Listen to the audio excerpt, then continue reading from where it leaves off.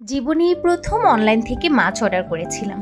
বিশ্বাস করেন ভাই, খুব বেশি ভয়ে ছিলাম মাছের কোয়ালিটি কেমন হবে, আদৌ আমাকে পচা মাছ ধরিয়ে দেয় কিনা, বা যেমন সাইজ আমি অর্ডার করেছি তেমনটা পাবো কিনা। এই তো আমি অনলাইন থেকে মাছ অর্ডার করার ঠিক 3 দিন পরে আমার মাছগুলো ডেলিভারি করা হয়েছে। খুব সুন্দর একটা প্যাকেজিং, যেটা দেখে আমার মন ভরে গিয়েছে। আর আমি কিন্তু মাছগুলো রিসিভ করার সময় এগুলো চেক করে রিসিভ করেছিলাম। মাছগুলো কেনার সময় ভীষণ ভয়ে ছিলাম। সাপুর বাবা বারবার করে আমাকে নিষেধ করছিল অন্তত আর যাই হোক অনলাইন থেকে মাছ কিনো না, কারণ কবেকার না কবেকার ইলিশ মাছ তারা ফ্রোজেন করে সেগুলো তোমাকে ডেলিভারি করবে, খেতে কিন্তু পুরো শুটকি মাছের মতো লাগবে। আমিও ভীষণ ভয়ে ছিলাম, না জানি এগুলোর কোয়ালিটি কেমন হয়। তবে মাছগুলো হাতে পাওয়ার পর বিশ্বাস করেন আলহামদুলিল্লাহ আমার কিন্তু খুবই ভালো লেগেছে। মাছগুলো যথেষ্ট ফ্রেশ ছিল এবং তাদের প্যাকেজিং কোয়ালিটি ভীষণ ভালো ছিল। এখন অনেকেই বলবেন আপু কোন পেজ থেকে নিয়েছেন, যেহেতু এটা কোনো পেড প্রমোশন না তাই পেজের নামটা আমি বলছি না।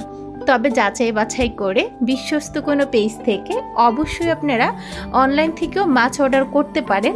আমার কাছে তো মাছগুলো ভীষণ ভালো লেগেছে। শুধু তো দেখতে ভালো হলে হবে না, খাওয়ার পর খেতে কেমন লেগেছে সেটাও জানাচ্ছি একটু পর।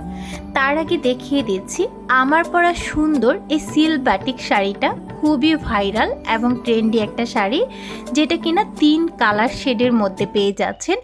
অরিজিনাল কুমিল্লা বাটিকের সিল্ক বাটিক শাড়িটা আপনারা আমাদের বিজনেস পেজ আউটফিট বেজেবিনে পেয়ে যাবেন। প্রাইস থাকবে অনলি 1390 টাকা।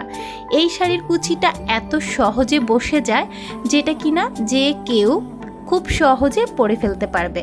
আউটফিট বেজেবিন পেজের লিঙ্কটা উপরে কমেন্টে এবং ডেসক্রিপশনে দেওয়া আছে, অবশ্যই চেক করে নিতে পারেন। যাই হোক, আমি 4টা মাছ থেকে একটা মাছ নিয়েছি। এখন এটা ফ্রেশ রান্না করব, কারণ তাজা মাছের স্বাদই আলাদা। আর এই মাছটা খেয়ে যতক্ষণ না আমি এটা স্বাদটা বুঝতে পারবো ততক্ষণ পর্যন্ত শান্তি পাচ্ছি না।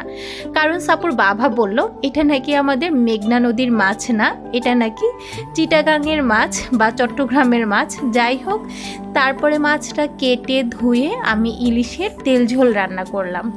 তেল ঝোলটা নর্মালি হচ্ছে আমরা যেইভাবে রান্না করি, সব মশলা কষিয়ে শুধুমাত্র রসুন দিয়ে আমি ওইভাবেই রান্না করছি, কোনো আদা জিরা ব্যবহার না করে। একটু লাল লাল বা ঝাল ঝাল করে টমেটো দিয়ে তেল ঝোলটা রান্না করব।